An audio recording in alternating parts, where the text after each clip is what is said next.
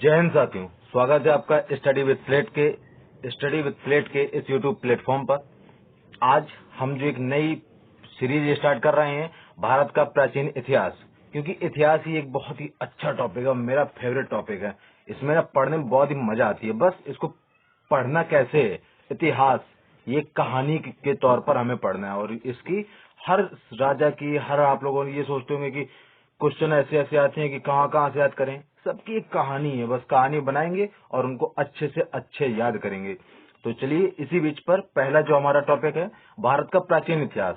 ठीक है, सिंपल सरल भाषा में, कोई ज्यादा इसकी भाषा हार्ड नहीं होगी, नॉर्मल जो अपनी बोलचाल की भाषा है उसी भाषा में हम ये सीरीज स्टार्ट कर रहे हैं। ठीक है, तो भारत का प्राचीन इतिहास ये क्या कहता है, अब हम देखते हैं। चलिए शुरुआत से शुरू करते हैं। आप लोगों ने ये सुना होगा कि बहुत साल पहले जो हमारी ग्रह था हमारा, जो ये आग का गोला था, फिर इसके बाद में वर्षा हुई, फिर बाद में बर्फ जमी, फिर ये एक जीव आया, ये सब भूगोल का पार्ट है। हमें इतिहास का पार्ट में हमें जो पढ़ना है वो हमें ये पढ़ना है कि क्या साक्ष्य थे। जैसे वो नहीं, साक्ष्य और सबूत, ऐसे यहाँ पर होते हैं साक्ष्य और स्रोत। इसकी तो साक्ष्य और स्रोत के आधार पर प्राचीन भारत कैसा रहा है, कितने वर्ग हैं, कितने कैसे कैसे हमने बांटा कि कब प्राचीन भारत था, कब मध्यकालीन भारत था, कब आधुनिक भारत हुआ। ठीक है, तो जो भी है उन सब के बारे में आज हम देखते हैं। सबसे मेन चीज तो बात तो ये थी कि मेन इतिहास वो होता है कि अभी जो हो चुका वो इतिहास हो चुका। मान के चलिए कि आज के पहले या आज सुबह भी, मतलब एक सेकंड पहले भी जो मैं बोल चुका वो इतिहास हो चुका, ये होता है इतिहास। तो आज अभी से लगाकर पिछले जब से दुनिया शुरुआत हुई है उन सब का जो हमें पढ़ना है वो सब इतिहास ही है। तो चलिए शुरुआत करते हैं। पहली लाइन क्या है कि साक्ष्यों एवं स्रोतों के आधार पर प्राचीन भारत को निम्न वर्गों में बांटा गया है। साक्ष्य और स्रोत ये कैसे कैसे होते हैं? स्रोत ऐसे होते हैं किसी ने कुछ लिखा, किसी ने कुछ बताया, उसके हिसाब से। साक्ष्य कार्बन डेटिंग पद्धति आप लोगों ने सुनी होगी, C14 पद्धति, उनके हिसाब से जो भी चीज मिलती है हम उसकी एज निकालते हैं कि वो कितने साल पुराना है, उस हिसाब से हम इनको बांटते हैं। तो पहला क्या है, प्रागैतिहासिक काल। ये कैसा होता है? इसमें लिखित साक्ष्य उपलब्ध नहीं होते हैं, केवल इसमें क्या होता है कि जो वैसे साक्ष्य होते हैं, जो मतलब जीव जंतु होते हैं, हड्डियां वगैरह, उन सब के बारे में होता है। दूसरा होता है आद्य ऐतिहासिक काल। इसमें क्या होता है कि इसमें लिखित साक्ष्य उपलब्ध तो होते हैं लेकिन अपठनीय होते हैं। उस समय की जो भाषा थी, जो लिपि थी, उसको हम नहीं जानते हैं। ठीक है, और ऐतिहासिक काल वो होता है जिसमें लिखित साक्ष्य भी है और हम उनको पढ़ भी सकते हैं, वो नॉर्मली हमारी जो भाषा है उसी भाषा पर मिल जाते हैं। ठीक है, ये होते हैं हमारे लिखित साक्ष्य। अब हम देख लेते हैं प्रागैतिहासिक काल, ये कैसे होते हैं। आप लोगों ने सुना होगा पाषाण काल। ठीक है, पाषाण काल को ही हम लोग प्रागैतिहासिक काल कहते हैं। ठीक है, तो इसमें क्या होता है, कोई लिखित साधन उपलब्ध नहीं है। ठीक है, हमने ऊपर भी देखा वही चीज है, कोई लिखित साधन उपलब्ध नहीं होता इसमें। मानव जीवन असभ्य एवं बर्बर था। मतलब मानव जीवन कैसा था? असभ्य था। असभ्य मतलब न कपड़े पहनने से मतलब खाने में भी न कुछ, जो मिल गया खा लिया, शेर को भी खा लिया, हाथी को भी खा लिया, हाथी ने इनको भी दबा दिया और शेर ने इनको भी खा लिया, इसी तरह से था। मतलब आदमी में और जानवरों में कोई भेदभाव नहीं था। बस एक तरह से ये आपको देख के चलना है प्रागैतिहासिक काल में। इसमें क्या है कि मानव सभ्यता को, इस प्रारंभिक काल को 3 भागों में बांटा गया है। इसमें भी 3 भागों में हमने बांटा है, हमने नहीं बांटा है, जो पहले इतिहास कर रहे थे उन्होंने बांटा है। अब हम देख लेते हैं। एक है पुरापाषाण काल। ठीक है, पुरापाषाण काल, मध्य पाषाण काल और नवपाषाण काल। ये कैसे होते हैं, इनमें हम देखते हैं हम सब। ये पुरापाषाण काल, इसमें क्या होता है, इसमें उपकरण, हैंड एक्स, क्लीवर, स्क्रैपर। इसमें पुरापाषाण काल में क्या है कि ये उपकरण मिले हैं। जो हैंड एक्स मिली है उसका हमने कार्बन डेटिंग पद्धति से निकाला है, तो उसकी एज पुरापाषाण काल के बराबर पहुंची है। तो हम ये मान सकते हैं कि ये उपकरण उसी समय का है। ठीक है, इसके अलावा अब दूसरा क्या है, पुरापाषाणकालीन संस्कृति। अरे यार, पुरापाषाणकालीन संस्कृति के अवशेष सोहन नदी घाटी, पंजाब। सोहन जो नदी घाटी कहाँ पर है? पंजाब में है।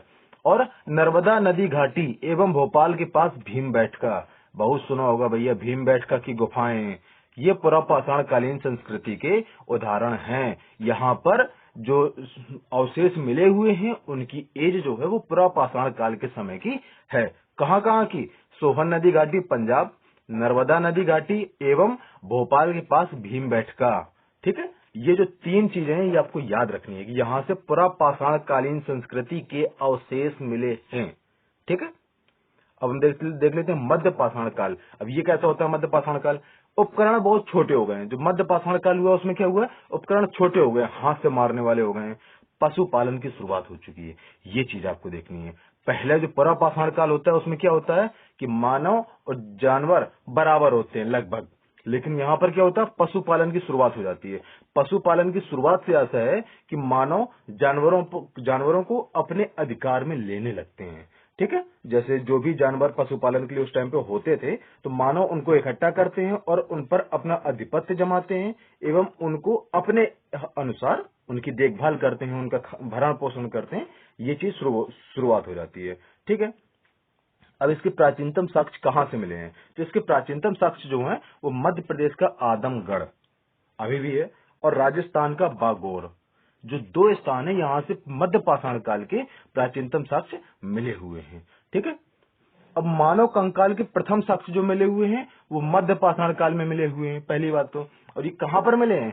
उत्तर प्रदेश के प्रतापगढ़ के सरायनाहर तथा मैदह नामक स्थान से प्राप्त हुए हैं मानव कंकाल के प्रथम साक्ष्य। ठीक है, ये आपको याद रखना है। मध्य पाषाण काल में मिले हैं और कहाँ पर? प्रतापगढ़ के सरायनाहर तथा मैदह नामक स्थान से। ठीक है, अब हम देख लेते हैं नव पाषाण काल की शुरुआत। इसमें क्या होता है भैया? एग्रीकल्चर की शुरुआत हो जाती है, जो हमारे यहाँ खेती होती है ना उसकी शुरुआत हो जाती है। तो आपको इतना याद रखना है, पुरा पाषाण काल मतलब मानव और जानवर बराबर, मध्य पाषाण काल मतलब पशुपालन की शुरुआत, और नव पाषाण काल मतलब कि एग्रीकल्चर की शुरुआत। ठीक है, खेती की शुरुआत। ये 3 तरह से आपको इनको डिवाइड करना है और इसी आधार पर आपको याद करना है। ठीक है, चलिए आगे देखते हैं। सर्वप्रथम 1860 में, अभी 1860 में, जब 1857 की अपनी क्रांति हुई है उसके थोड़े कुछ समय बाद इसी तरह से याद करेंगे तो आपको याद रहेगा। यही होती है इतिहास को याद करने की, कहते नहीं शॉर्ट ट्रिक्स, यही होती हैं। तो 1860 में लेन में सूर्यर की खोज के फलस्वरूप कृषि के प्रथम उपकरण व अवशेष उत्तर प्रदेश के टोंस नदी के किनारे प्राप्त हुए हैं। कब के? नव पाषाण काल के प्रथम उपकरण, कहे कि एग्रीकल्चर के, खेती के प्रथम उपकरण व अवशेष टोंस नदी के किनारे प्राप्त हुए हैं। ये आपको याद रखना है। टोंस नदी कहाँ पर है? उत्तर प्रदेश में है। अभी कुछ समय पहले क्वेश्चन आया था, टोंस नदी के बारे में पूछा था कि किस राज्य में है, तो यहीं से आपको इसी तरीके से मतलब जोड़ते हुए आपको याद करना है कि टोंस नदी कहाँ पर है? उत्तर प्रदेश में है। ठीक है, इसकी प्राचीनतम बस्ती जो प्राप्त हुई है, बस्ती, अब ये देखिए बस्ती का मतलब क्या है कि मानव अब इकट्ठा होकर रह रहा है। मानव सामाजिक मानव बन रहा है। अभी तक जानवरों वाला बर्ताव करता था, अब नहीं कर रहा है, अब वह सामाजिक मानव बन रहा है। कहाँ पर? बलूचिस्तान के मेहरगढ़ नामक स्थान से प्राचीनतम बस्ती जो प्राप्त हुई है वह बलूचिस्तान के मेहरगढ़ नामक स्थान से प्राप्त हुई है। और यहीं से गेहूं, जौ, कपास व खेती के प्रथम साक्ष्य प्राप्त हुए हैं। ठीक है, यहीं से, कहां से? बलूचिस्तान के मेहरगढ़ नामक स्थान से। अभी बलूचिस्तान कहां पर है? ये फिलहाल तो पाकिस्तान में है। ठीक है,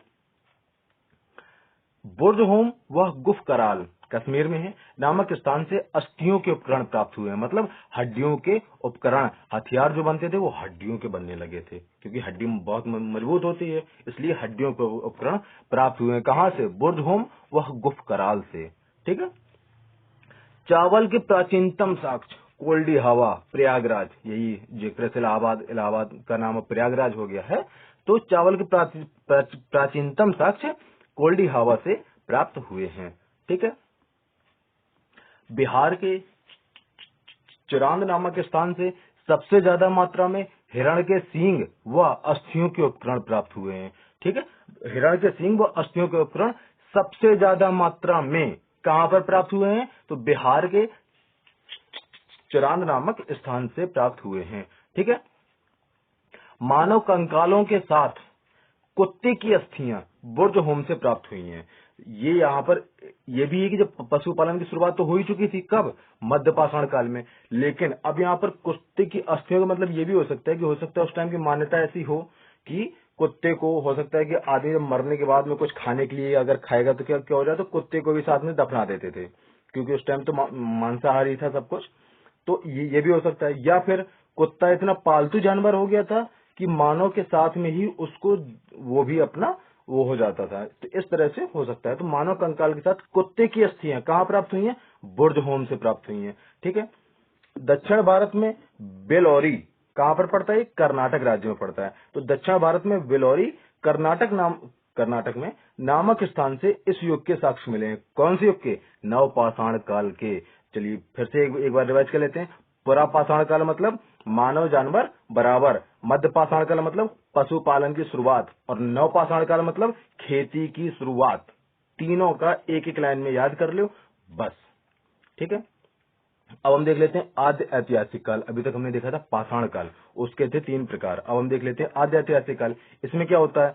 तो साहित्यिक एवं पुरातात्विक दोनों प्रकार के साधनों पर निर्भर होता है। इसमें साहित्यिक साक्ष्य भी होते हैं और पुरातात्विक साक्ष्य भी होते हैं, लेकिन लिपि पढ़ने योग्य नहीं होती है। उस समय की जो भाषा है उसको हम नहीं पढ़ सकते हैं, ये होता है। अब इसमें क्या होता है? इसमें जो 2 संस्कृति है, आपने बहुत ही नाम सुना होगा, हड़प्पा संस्कृति, हड़प्पा सभ्यता और वैदिक संस्कृति, दोनों को आद्य ऐतिहासिक काल में गिना जाता है, क्योंकि इस समय की जो लिपि मिली है वो पढ़ने योग्य नहीं है।